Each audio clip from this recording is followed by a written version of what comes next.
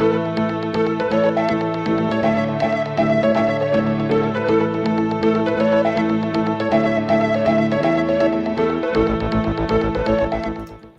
right, welcome everyone. I'm very pleased to have so many of you with us for today's episode of This Is CDR. Thanks for coming back after a bit of a hiatus this summer. And yeah, good to be back. This Is CDR is an online event series presented by OpenAir to explore the wide range of carbon dioxide removal or CDR solutions currently being developed, researched, and deployed, and to contextualize them for policy proposals that OpenAir is advancing in New York and other US states and jurisdictions, as well as in Europe. Everyone, please yourself in the chat, in the comment box, and tell us where you're zooming in from. I'm Megha Raghavan. I'm an OpenAir member based between London and California, and I work on policy and market development in the carbon removal space. So a little bit of quick background on OpenAir. We are a distributed volunteer network dedicated to the responsible advancement of carbon removal solutions essential to solving the climate crisis. And our global growing community is working on shared open source missions in the areas of R&D, policy advocacy, and carbon removal market development. So I think Chris is going to put a bunch of links to our website and Twitter into the chat, so please follow along and join us there. Most of you are familiar with carbon dioxide removal, and which we in the IPCC define as anthropogenic methods of capturing CO2 from the atmosphere and storing it safely and for a long period of time in geological, terrestrial, or ocean reservoirs, or in long-lived products. So when considering CDR as we are today and with this series, it's really essential to emphasize that CDR is not in any way an alternative to reducing emissions. We must reduce global emissions and decarbonize our economy as quickly and completely as possible, full stop. That being said, there's a clear scientific consensus, including in very stark terms, the most recent IPCC AR6 WG3 report, that CDR will be required at a gigaton scale, so billions of tons per year by mid-century to counteract those emissions that are difficult or inequitable to abate, and ultimately to start removing the tremendous excess of anthropogenic CO2 already in the atmosphere so we can restore our climate to a safer and healthier state. If you're new to CDR, our previous CDR sessions are a great place to start. We'll put a link to those recordings on OpenAir's YouTube channel in the chat, along with the link to the CDR primer, which is a great and comprehensive resource if you really want to dig in. And of course, we're here to learn more today, so we'll be continuing these sessions on an ongoing basis. So I'll turn it over now to my OpenAir colleague, Tank, who will introduce today's presenter. Hi, everyone. I'm Tank. I'm based in Taiwan. I'm a OpenAir volunteer. I work on communications. Some housekeeping notes before we begin. Our format will be a short presentation, followed by a few prepared questions, then moderated audience Q&A.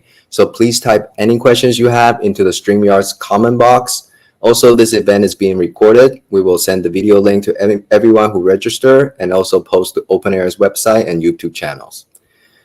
This week, we are pleased to welcome a new con of Carbon Removal Standards Initiative. CERC is a new nonprofit initiative focused on bringing rigor and accountability to the CDR sector through the uniquely powerful mechanism of regulatory standards. In today's episode of This Is CDR, Anu explains what CERC does, why they focus on policy, and how they work with partners across the CDR ecosystem. Anu founded CERC in early 2024 while an entrepreneur in residence at Carbon 180. She previously led the science and innovation team at Carbon 180. Prior to Carbon 180, Anu worked in climate philanthropy at Founders Pledge. Her academic background is in electrochemistry and materials science. So Anu, when you're ready, please turn on your video, introduce yourself, and take it away. Hi, everyone. I'm Anu. It's nice to be here. Actually, it's super exciting to be on This Is CDR because it's like my CDR bucket list. When I started working in the space, I watched every episode of This Is CDR to get caught up on everything. So really, really exciting to be here. I'm going to start off by just sharing a few slides about what we do at CERC, but would love for this to be primarily a discussion, and all of the stuff I'm going to talk about today is on our website. So to start with some background and context, as many of you know, working in the CDR space, MRV has been a huge topic of conversation for the last year, at least 12, 18 months. It's clear that monitoring, reporting, and verification, how we prove that we're actually doing what we say we're doing, is crucial to the success of this industry. And for me, this conversation around MRV really took off in the fall of 2022, where there was an industry-led workshop in SF on MRV. There was, at Carbon 180, we started publishing our thoughts on MRV and a buyer's guide to high accountability MRV. And there was also this fantastic OCB workshop on MRV for Marine CDR, where I got a hand-me-down invitation to talk about MRV and justice. And I had never really put those two ideas together in my head before, MRV and justice. But I started going down this rabbit hole and thinking about how do we build a CDR ecosystem that is just, equitable, highly accountable? Who is responsible for setting the rules? Where do standards come from? How does this work in other industries? And how should it work if we're trying to build a carbon removal industry that can really be a tool for climate justice? And in that process, I talked to a lot of folks, probably folks who are online today, did a lot of interviews, research, and arrived at, I think, 3 big realizations about what I think is happening in the carbon removal industry. First, I think carbon removal is a public good. There's no natural market for this. Carbon removed anywhere is effectively carbon removed everywhere. The point of carbon removal as an activity is to reduce harm from warming. And I want to emphasize that this is pretty weird. Almost all other conversations about emissions and decarbonization are about pre-existing economic activities and their CO2 footprint and how we drive those down through policy, technology, and behavior change. CDR is not like that. CDR is really just for the purpose of removing carbon from the atmosphere. And so in that way, CDR is a public good. I think that also means that carbon removal will be largely policy driven in the long run. And increasingly, we're seeing in the short term as well to help support the nascent carbon market and voluntary carbon market for carbon removals. But CDR as a public good is not one monolithic thing. As we're seeing already, carbon removal solutions will be embedded across regulated industries, agriculture, mining, waste management, construction materials, a whole suite of industries. And I think what that means in practice is that regulators and policymakers with very different areas of expertise will ultimately be responsible for setting the rules for carbon removal. And those regulators and policymakers will need technical information. They're not going to be experts on everything that's happened in CDR overnight. Right now, the folks with the biggest incentive to provide that information come from industry, which makes sense. Folks working in industry, suppliers, registries, marketplaces, they have practical knowledge of deployment and are absolutely a part of the standards development process. But they also have very specific financial incentives. And as we've seen in the legacy voluntary carbon market, those financial incentives don't always align with public benefit. So they can't be the only voice in the room. Civil society has a role to play in providing financially unconflicted technical assistance for carbon removal policy development and specifically standards development. But the CDR NGO community is not currently really set up to do this. It's pretty technical in the weeds work. And I know this from my experience leading the science and innovation team at Carbon 180. We get lots of requests to look at protocols, methodologies, different pieces of policy. And we knew that this was incredibly important work, but our team wasn't really structured or designed to take this on fully. That's where CIRSE, or the Carbon Removal Standards Initiative, comes in. Our mission is to provide technical assistance and capacity building for carbon removal policy, focused specifically on quantification standards. And our vision overall is to help build a carbon removal industry that is transparent, accountable, and worthy of public investment, because we're going to need massive amounts of public investment to really build a gigaton scale carbon removal industry that has a real climate impact. I want to note, though, that we're not the only ones working on this. There's a lot of activity in MRV, particularly in civil society and NGOs, that touch on different aspects of this challenge. There's a lot of folks working on policy. There are a lot of folks working on understanding and addressing the underlying scientific and technical challenges. And so it is our goal and really central to how we work to bring everyone together and make sure that we're creating a container around all of these different standards-related efforts.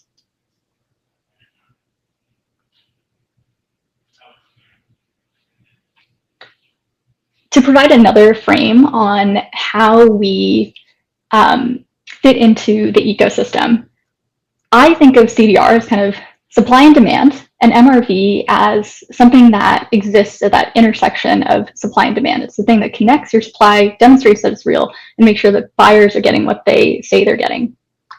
But MRV is not one specific thing. There's a whole bunch of activities that are needed in order to ensure that we're actually accounting for the carbon appropriately.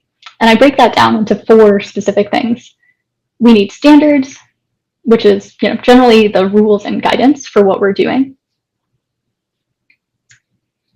Should I pause?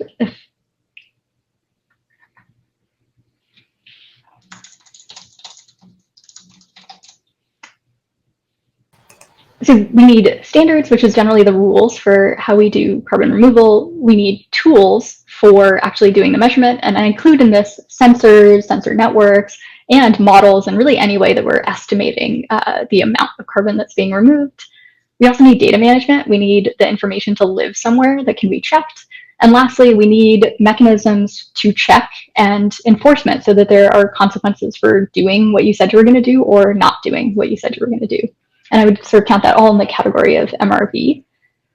Within that, standards, there's a whole bunch of other things that need to happen, but we specifically focus on providing technical assistance and capacity building around standards development.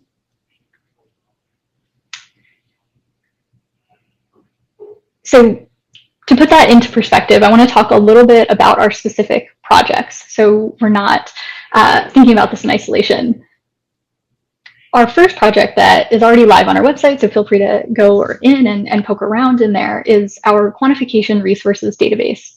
And this is really the technical backbone of our work. If we want to help bring information, clarity, and consistency to the standards development ecosystem and the CDR policy ecosystem, we need to know what exists, and we need a reasonable way to organize that information.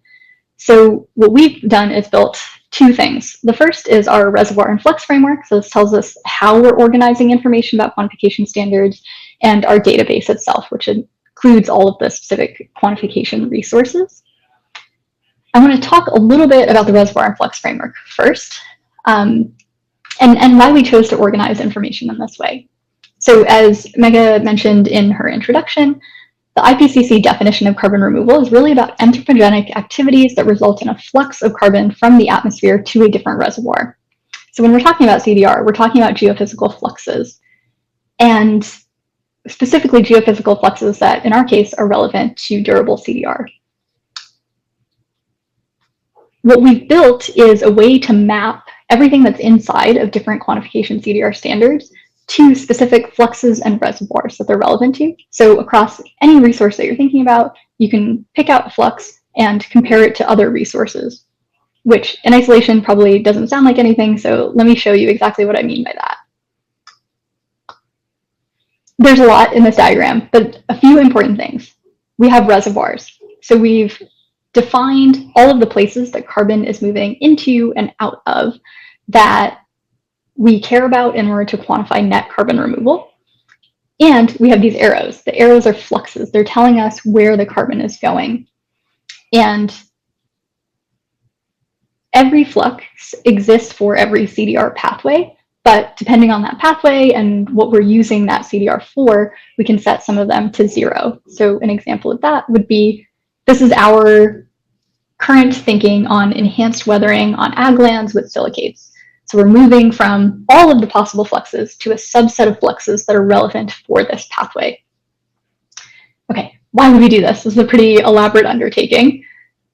We do this because it allows us to build what is our quantification resources database, where we take the fluxes, so that's all of the arrows that are in the drawings, and we combine them with source documents. Source documents are academic papers, models, registry protocols, any resource that really has something to say about quantification of carbon removal. And we break those source documents down into specific fluxes, and each of those is a quantification resource. It is a part of a source document that tells you something about quantifying a specific flux. Currently in our database, which is also accessible on our website, we have 443 quantification resources coming from 294 source documents and 157 different fluxes. That probably feels like a lot, might feel kind of messy, but I want to give a specific example. If you filter for enhanced weathering on ag lands, which I just showed you, So that's this guy. If you filter for all the pathways that are relevant for enhanced weathering on ag lands, and then you further filter for river carbonate dissolution or precipitation. So this is one of the loss mechanisms that folks are really interested in understanding better, what's happening in rivers if you're doing enhanced weathering on ag lands. If we filter on those properties, what we get is actually just a handful of different resources. I think in this case, we have 6 things that are relevant to that specific flux for enhanced weathering on ag lands. And this is literally from me poking around in the database earlier this morning and filtering on pathway, enhanced weathering on ag, fluxes, river carbonate, precipitation, and dissolution. So sharing this as an illustrative example so you can go in and poke around yourself. So in the first phase of our work leading up to the launch, we built out the database and the framework. The next phase of the work with the database is really pathway level analysis. Now we have all of this information about how we quantify carbon, what exists in the ecosystem today, and we want to start asking some of the more interesting, thorny questions. For a given carbon removal pathway, which fluxes are required to calculate net removal, and do we actually have quantification standards for those fluxes? Where's their consensus across different source documents, for example, registry protocols, about how to quantify specific things? Where is there a lack of consensus? Where is there actually just no relevant quantification resource? And going a layer deeper, for a given quantification resource, how do they think about uncertainty analysis? And how do you combine uncertainties across different fluxes and pathways? There's a lot to unpack here, but again, I want to note that we're not the only ones asking these questions, and we're super excited to partner with other folks who are working either in specific jurisdictions or on specific pathways to understand how do we actually quantify carbon, building off of the resource we've created in this database. I also want to talk about a few other projects that we're actively working on, starting with the quantification resource database. We're also building out a policy landscape database. This is also on our website already. The interesting thing here is, as I noted, our mission is really about regulatory standards and policy. We think fundamentally the rules for carbon removal are going to be the ones that get adopted into policy. And so we want to start building that bridge between policies that are relevant for carbon removal and the standards that back up those policies. So right now we have 2 resources, the quantification database and the policy database. In our next step of our work, we're going to try and connect those. One thing that I want to note that I am really excited about in our policy database is, again, how we've chosen to organize it to support this specific regulatory standards work. We organize our database based on use cases. Often when we talk about carbon removal, the default use case is a carbon credit that is a compensatory claim against a fossil emission. Makes a ton of sense. That's how the market is structured now. That's where the financing is. Totally understand. In the long run, I think in order to achieve gigaton scale, we're going to need a more diverse set of policy mechanisms and use cases. And so we're starting to pull on that thread here by organizing existing policies with different use cases.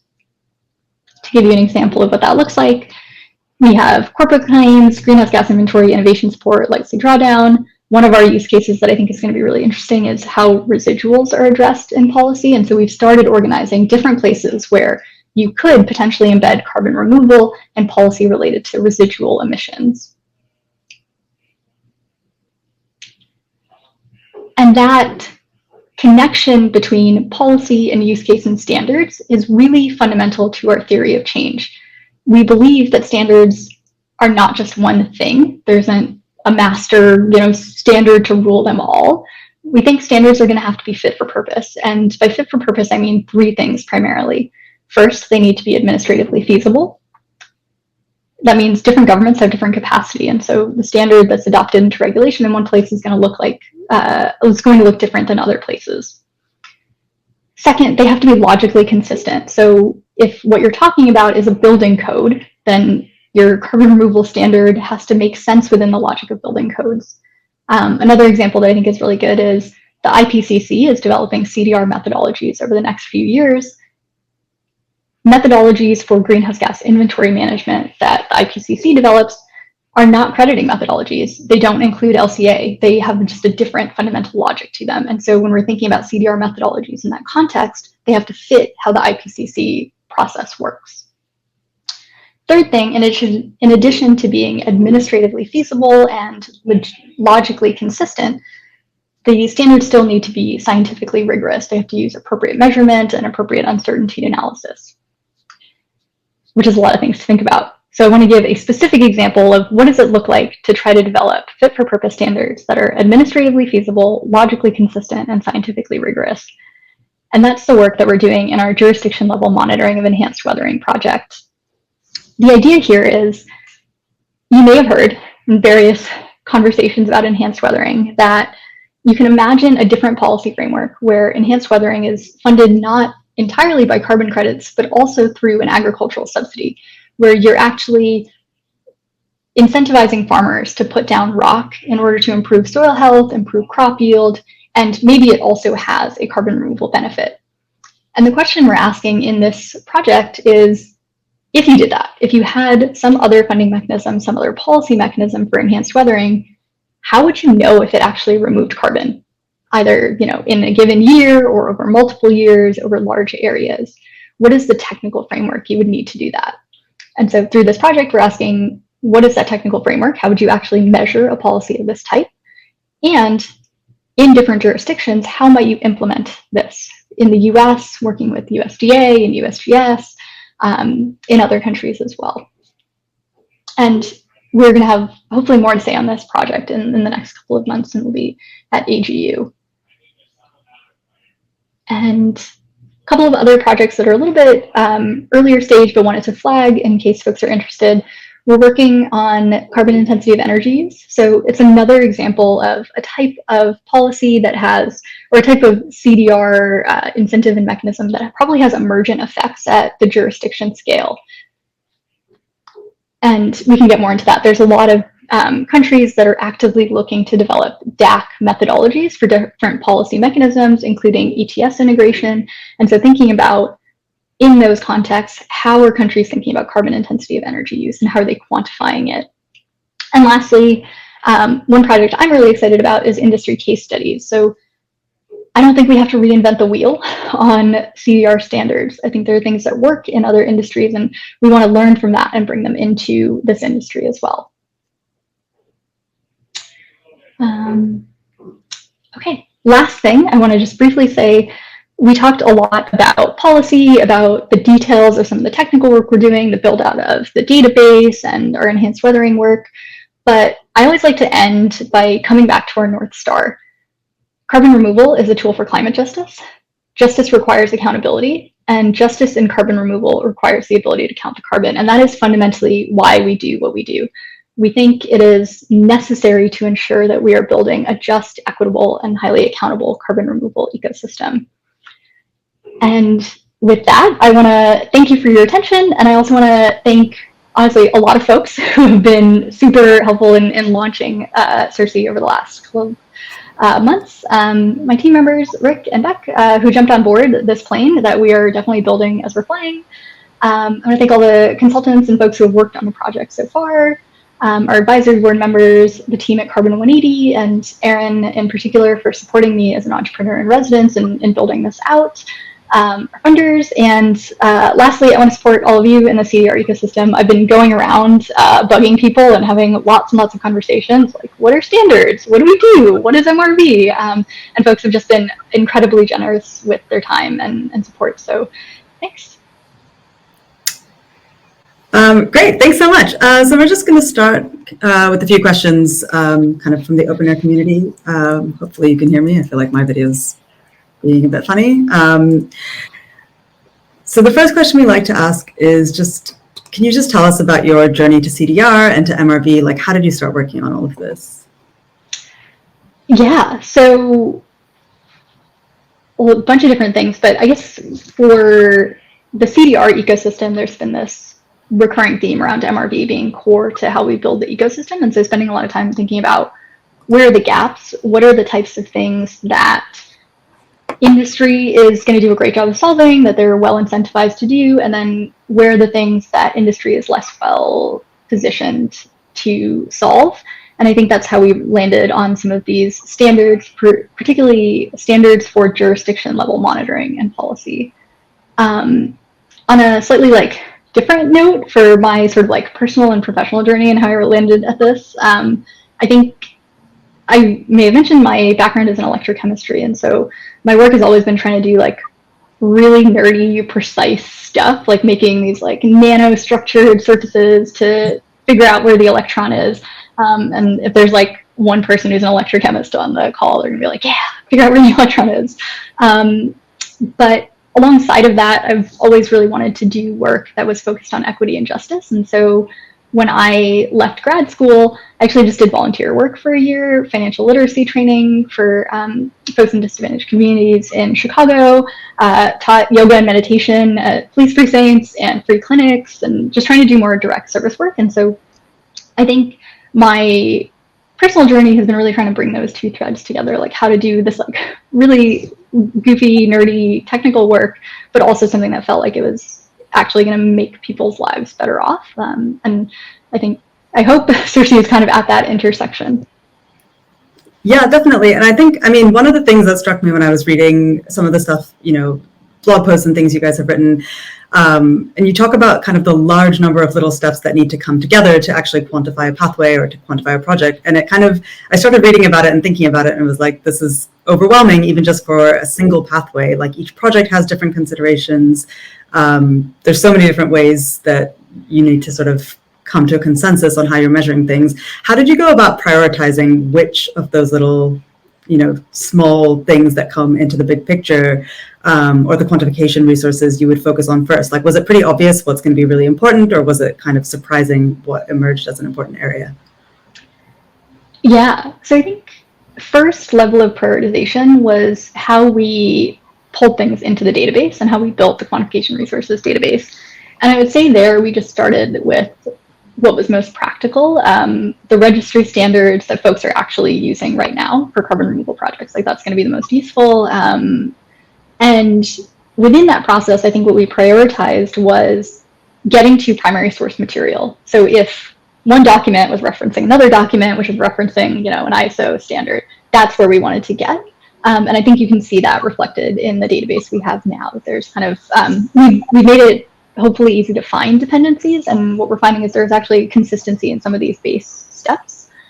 I think the second layer of prioritization is the work that we're doing right now on pathway level analysis. So figuring out for these specific fluxes, where is there already consensus? I think there is in a lot of places. And then where are there gaps? Like there really just isn't a ton of information on how to quantify this specific thing at this spatial or temporal scale, and starting to zoom in on sort of who can fill those gaps.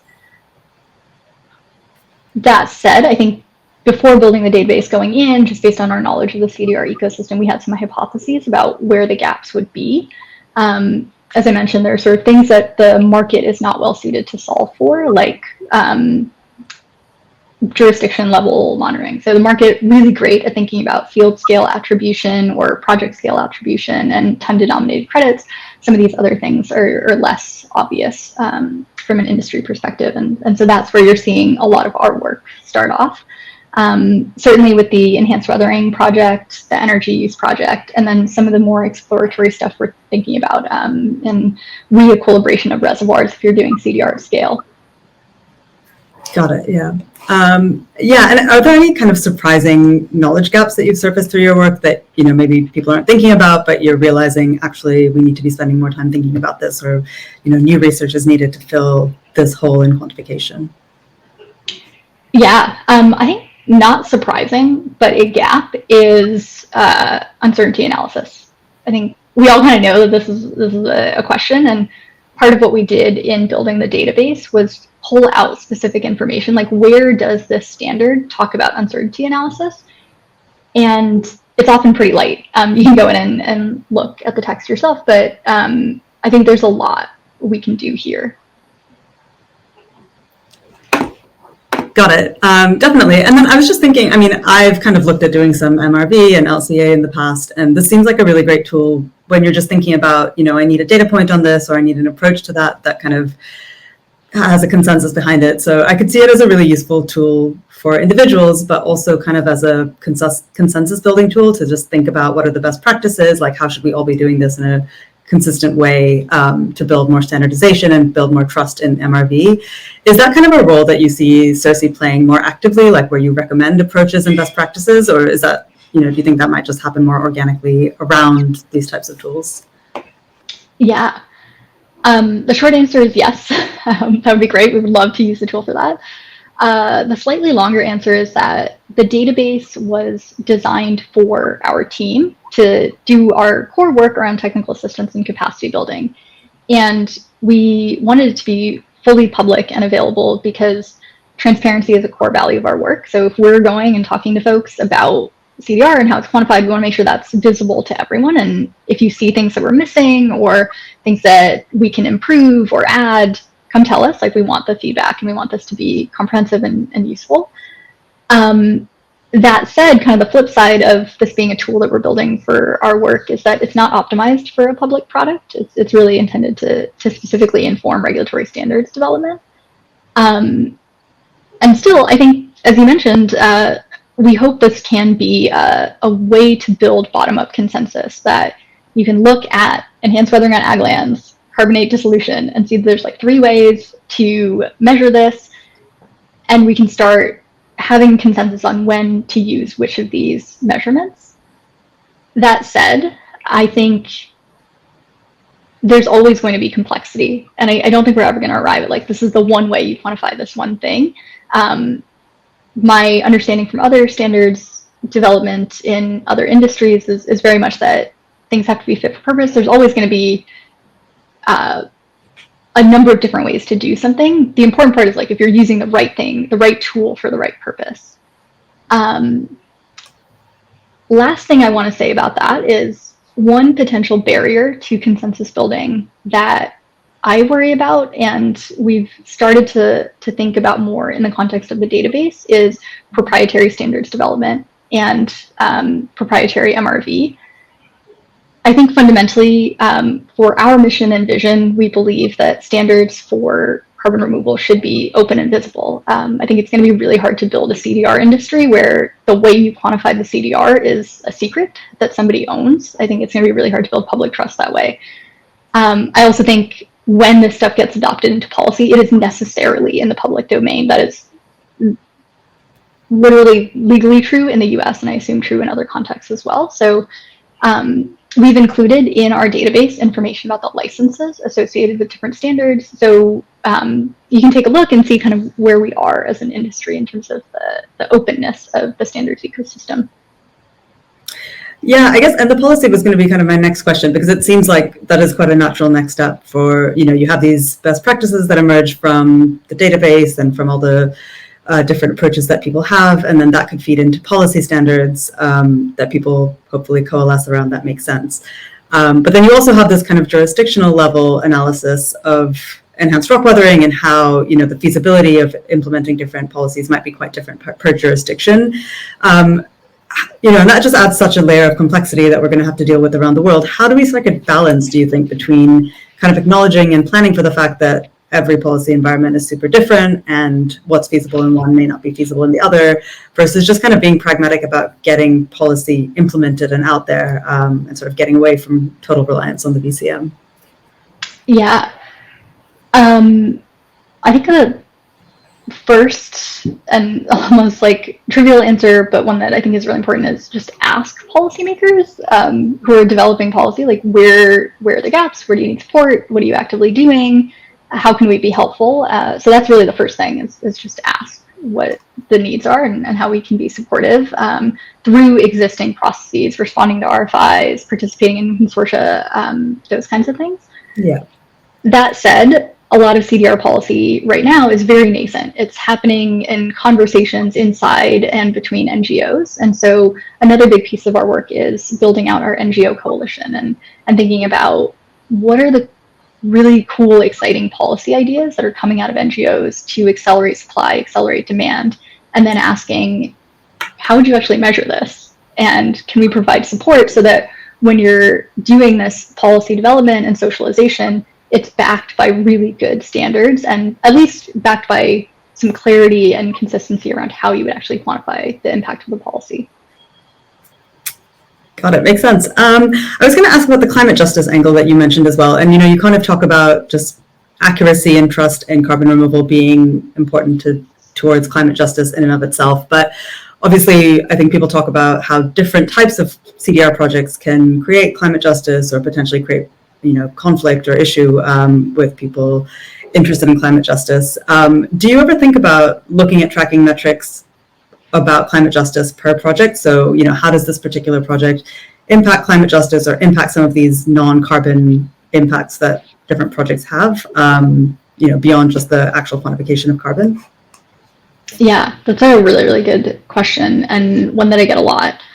So for CERC specifically, our North Star, carbon removal is a tool for climate justice. Justice requires accountability. Accountability in CDR means counting the carbon, among other things. So we are uniquely focused on quantification of the carbon impacts. That feels like the absolute bare minimum for having a just CDR ecosystem, is like you're actually removing carbon. Yeah. That said, there's so much other stuff that needs to happen in order to have a just and equitable CDR ecosystem. You need procedural justice around who's involved in decision making and how does CDR get deployed and used. You need distributive justice and who benefits from public funding that's going into CDR. You need probably transformative justice, because we got into this climate change challenge because the status quo was not working in a lot of ways. So there's a lot of different pieces. We're hoping that we can help support one specific piece and work alongside other organizations like Carbon 180 that's doing a lot of really exciting and important work on other aspects of building a just carbon removal ecosystem. That said, one thing that I always like to note for myself when thinking about metrics for some of these justice things is not everything should be turned into a metric. Sometimes you need to trust and defer to the decision making of the folks who were impacted without having like this is the number that tells me if I'm allowed to do the thing. So just something to keep in mind, especially for myself, because I'm such a quantitative person. I want to be in the technical weeds and how do we know if this happened? Not everything, particularly things around justice, not everything should be turned into a metric. Yeah, fair enough. All right, just a couple more before I hand it over to the audience questions. I see we've got a few. So we often ask the CDR practitioners or suppliers that come on the show to tell us what kind of regulation or policy would be helpful for them to succeed. Are there specific policies that would actually be helpful to steer your work or kind of, help you move forward? Or is it kind of, you're doing the fundamental science and analysis and then that's just going to, work within whatever regulatory regime emerges? How do you think about that? Yeah. So I think there's two approaches to this question. First, our work is really geared towards novel CDR policies. What are all of the new things that we can do to generate demand in the CDR industry, in particular by embedding CDR in existing regulated industries? I think there's a lot of exciting work happening on that topic, and we want to be part of that conversation. But another approach to this question that has been a big learning for me, and I think it's really important, is that processes for providing technical input and assistance into agencies and sort of democratic processes for governance already exist. RFIs, agency-led consortia, various ways of collecting information that are transparent and accessible to the public. These things exist. The example that comes to mind was I was asked an energy policy analyst about the recent FERC transmission ruling, which is a 1,300-page document. And I was oh, who are the NGOs involved? How do I learn about that? And it's it's all online. All of the comments, everything is posted. And so in a lot of ways, we don't want to reinvent the wheel. We want to participate in these democratic processes that are ideally transparent and accessible to the public. And we want to get really clear how we're doing carbon removal and how we're quantifying it, and also how we're building the policies for it. Great. Last one before I let you go. What are there any developments in CDR or in MRV, things that are kind of coming up that you would point people to look out for, that you're either interested in or excited about or concerned about? Just anything coming up. Yeah. I think we've touched on this a couple of times, but in general, I think there's this growing conversation about carbon removal demand beyond crediting, and really making the most of this incredible and important work that's happening in the voluntary carbon market right now around innovation, what Frontier and Microsoft and early buyers are doing to spur innovation and grow the ecosystem, and then asking the hard question of like, where do we go from here? How do we continue to grow demand? How do we possibly get to gigaton scale? I think we're starting to see more ideas in that space, and alongside of it, more questions about how you would actually quantify impacts and quantify carbon removal. So thinking about jurisdiction level or watershed level enhanced weathering monitoring, thinking about DOE's doing some work now around basin scale management for geologic storage. IPCC methodology exists at the national greenhouse gas inventory level. There's all of these threads that are coming through that are like, okay, what's the next big phase of CDR demand and policy and quantification? And I'm super excited about that. Yeah, definitely. Okay, great. This has been really great. I'm going to hand it over to Tank to start with a few of the audience questions. Okay, I see them coming on now. All right. So yeah, we have the first question is from David. David asks, how much are you engaging with the existing standard setting bodies such as ISO, Greenhouse Gas Protocol, ANSI, etc., as part of this work? As much as we can. So engagement on two fronts, well, I should say three fronts. First, learning from them about how standards development works in other industries and how we can bring best practices into the carbon removal industry. Second, our database includes relevant standards from these existing standards bodies. So there are going to be times and places where the appropriate quantification standard for CDR is something that came from a different industry and has already gone through the very rigorous process of something like an ISO or ANSI standards development. Third, there are going to be times where a current standard or a standard we need in carbon removal doesn't exist, and the best place for that standard to live would be alongside similar standards in one of these existing standards bodies. And so thinking about how do we take stuff that's being developed in the CDR ecosystem and elevate it into some of these bodies that are internationally recognized, like ISO is an international treaty body. How do we get it to a place where it's going to have a lot more credibility, and particularly credibility in other industries and in financial institutions? That's part of this process of really taking CDR from this early nascent stage and making it a credible large-scale industry. So all of that to say, a lot, and we want to work with them more. Yeah, that's great. Okay, so the next question, we're going to go with Kumar. He's asked if there are any ongoing efforts on technical frameworks for other carbon removal pathway beyond ERW that you're working on, or you're looking at. Yeah, so we are specifically starting with enhanced weathering and carbon intensity of energy use, which is relevant to DAC and some ocean removal pathways primarily. I think it's relevant to any CDR pathway that has energy inputs. And that is already a fairly big piece of work. So yeah, that's mostly where we're focused right now. The other work on the quantification database is pathway agnostic. So it sort of cuts across all sorts of different CDR. And if you look in the database, you'll be able to see all of the pathways that we consider at this time. Okay. I'm going to throw in one here from me. It's like, I'm curious to know why you start with EW. Yeah, so the way that I think about prioritizing is sort of multiple levels. We think about where is there a lot of removal potential? Where is there existing policy development activity? And where is there a gap between potential and stuff that governments are already doing? For example, there's a lot of work right now on writing DAC and BECS methodologies, and those processes across multiple jurisdictions, EU, Canada, are actually fairly well developed. And so that's an area where we can add less value, and we really want to go where there's gaps and we can have more leverage and more of an impact. Okay. Yes, that makes sense. Thank you. Okay, next question. Let's go with Josh's question.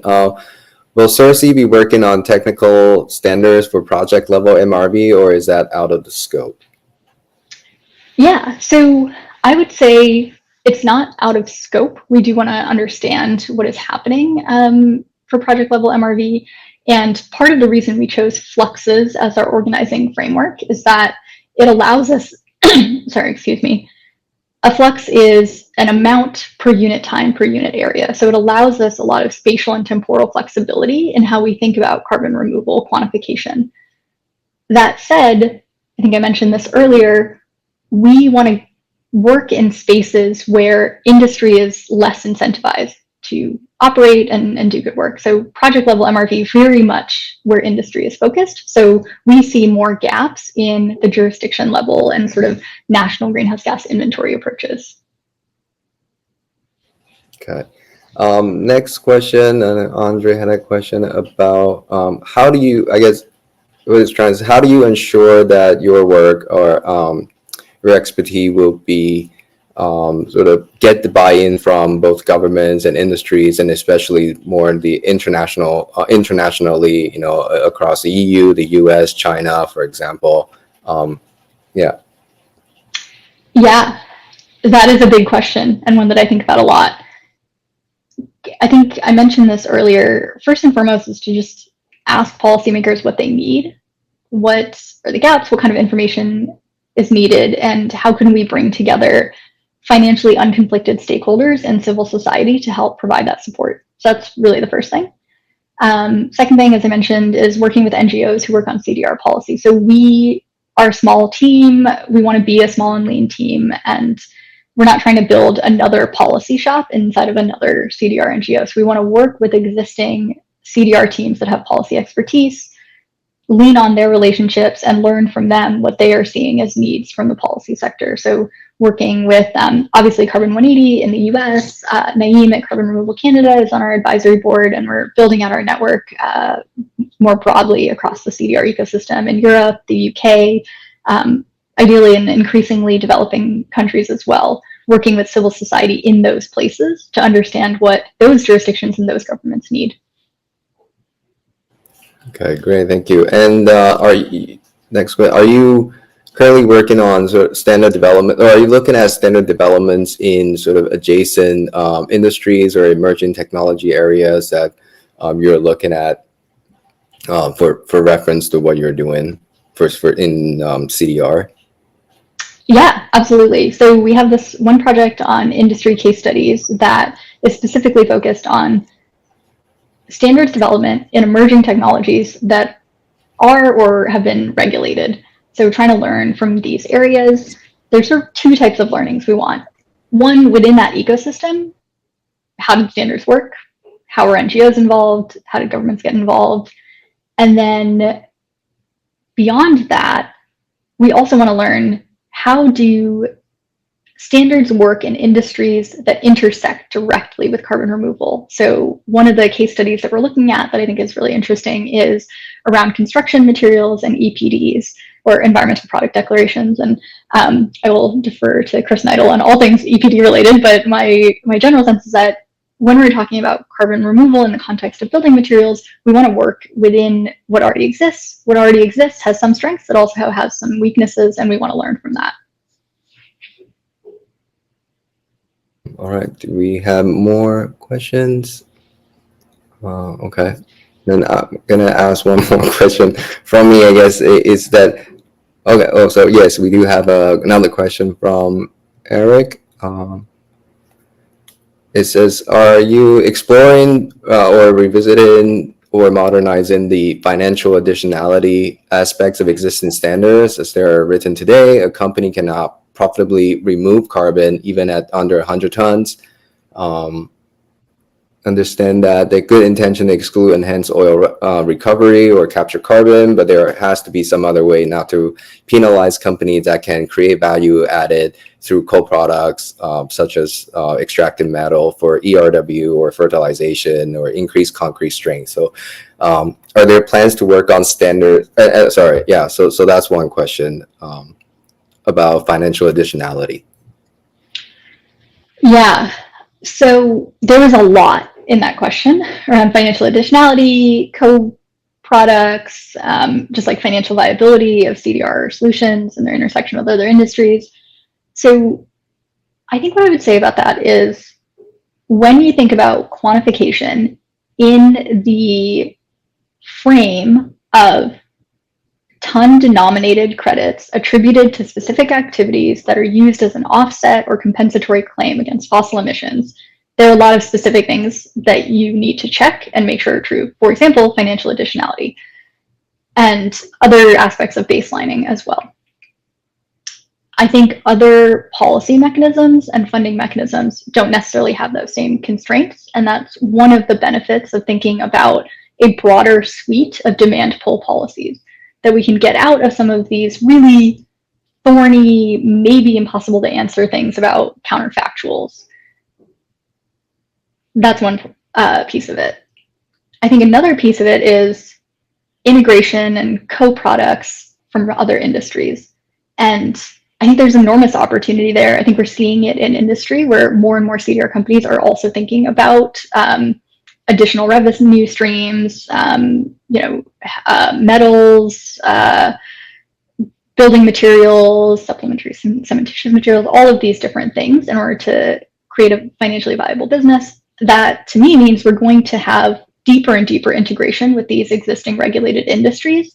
And at the same time, we're going to need to be able to check if there is carbon removal happening in that context. And that's exactly where CIRC can be helpful, that we can think about these very unique and specific regulatory contexts through the lens of carbon quantification. Okay, great. And then go to last question here before you go. Are there any plans to work on standards beyond carbon, for methanes or other greenhouse gases? Yeah. The sort of trivial answer is yes, but that's an enormous amount of work. So we're going to start small and work our way up there. I think in particular, coming back to this point around other regulated industries or other industries with a lot of policy around them, agriculture, really hard to think about doing climate relevant work in carbon removal in agriculture without thinking about other greenhouse gases. For enhanced weathering, thinking about methane and nitrous impacts. I think this is also true if you're thinking about CDR in the context of waste management.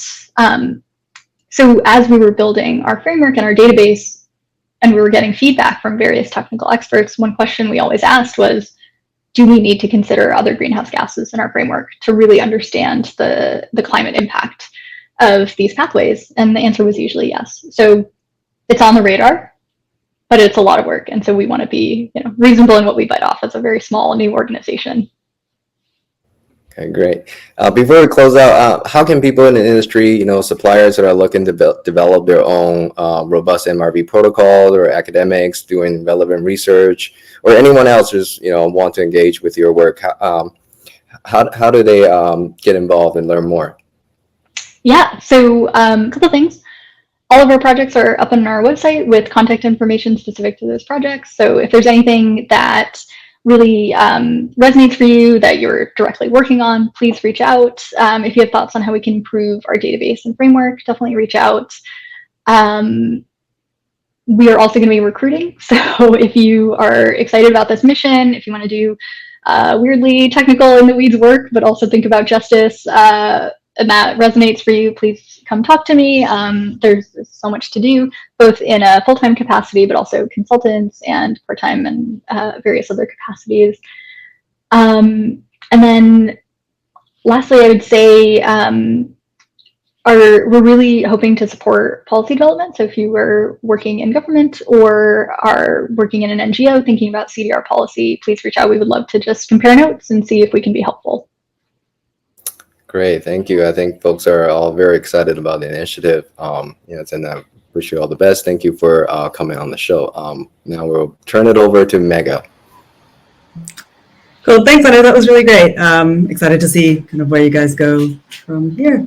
Don't know if I can slide up. But next up on this is, there we go, amazing. Next up on This Is CDR, we have Isometric, so Neil Hacker and Stacy Koch from Isometric on August 27th, a week from today.